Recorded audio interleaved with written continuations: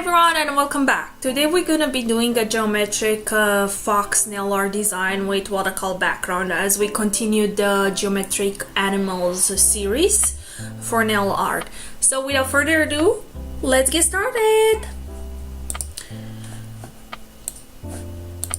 So as you can see, I'm already out of the camera angle, so I will have to explain what I'm doing. I'm using two colors. It's like the brownish red, I think it's called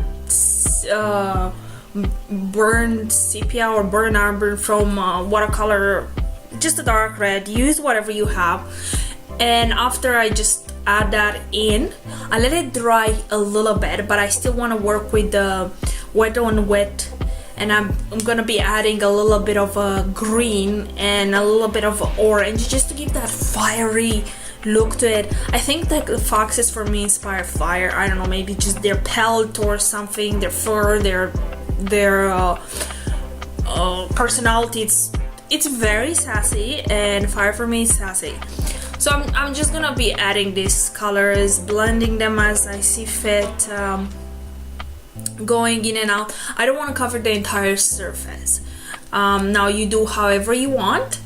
The green that I'm adding is just a little bit at the top. It just kind of symbolizes the nature, because you know, you find the foxes, hopefully you still find them in nature, because people are, you know, people. Anyway, we're not getting into that.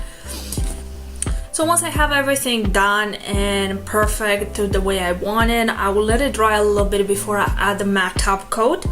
In every design, I prefer to protect my background before I work with any type of painting, in case I prefer to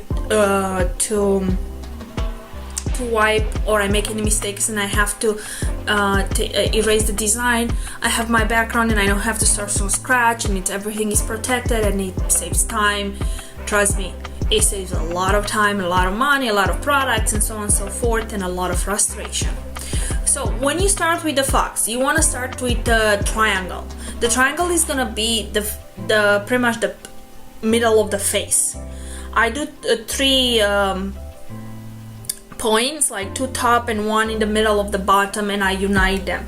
Now I work the whole face of the fox.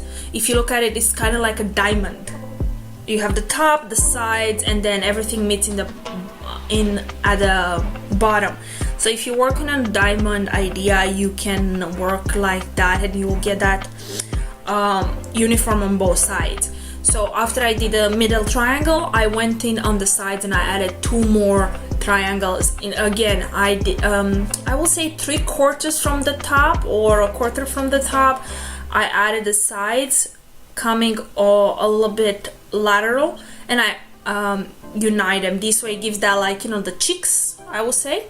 Now for the ears, I kind of wanted to be a continuity to the middle triangle, but a little bit more in an angle, so I added the 2 points. First unite that, and then I add the on the sides, I just unite the sides of the cheeks. It's very easy. See, once you have everything started, it's easier. Everything with the geometric animals is to start. If you have your first geometric figure, it's easier, and the more you progress, the easier it's gonna be to unite the lines and everything.